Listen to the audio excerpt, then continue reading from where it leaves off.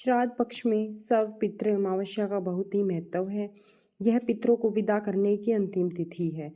अगर कोई श्राद्ध तिथि में किसी कारण से श्राद्ध न कर पाया हो या फिर श्राद्ध की तिथि मालूम न हो तो सर्वपितृ अमावस्या को श्राद्ध किया जा सकता है। चलिए जानते हैं इसकी पौराणिक कथा।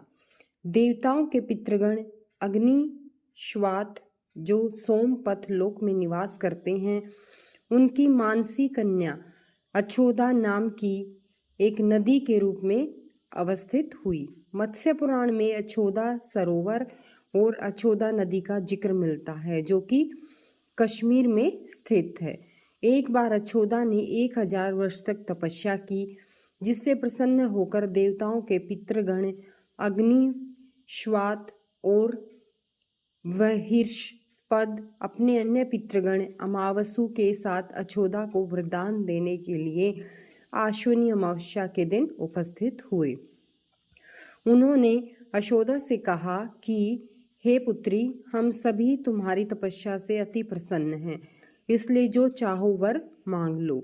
लेकिन अछोदा ने अपने पितरों की तरफ ध्यान नहीं दिया और वह अति तेजस्वी पितृ अमावस्यु को अपलक निहारती रही। पितरों के बार बार कहने पर उसने कहा, हे भगवान, क्या आप मुझे सचमुच वरदान दे सकते हो?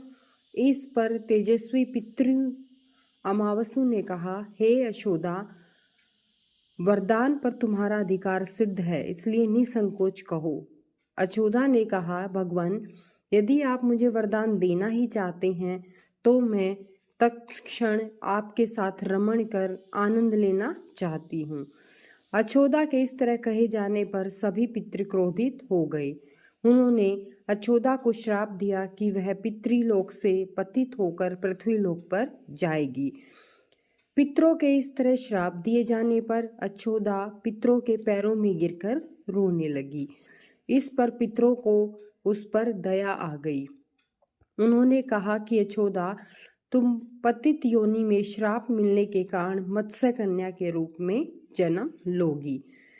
पितरों ने आगे कहा कि भगवान ब्रह्मा के वंशज महर्षि पराशर तुम्हें पति के रूप में प्राप्त होंगे।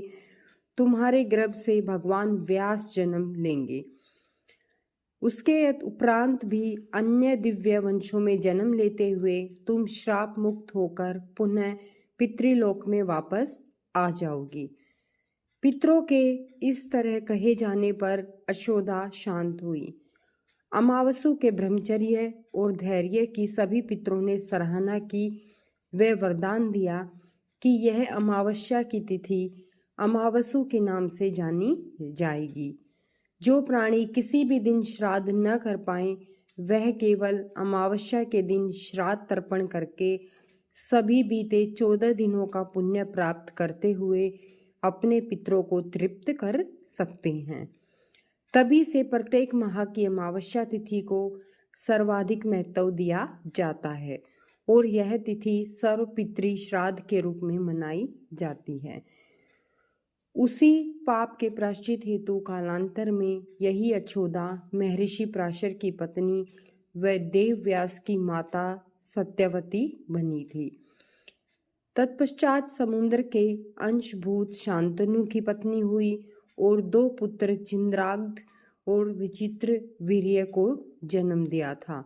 इन्हीं के नाम से कलयुग में अष्टका श्राद्ध मनाया जाता है।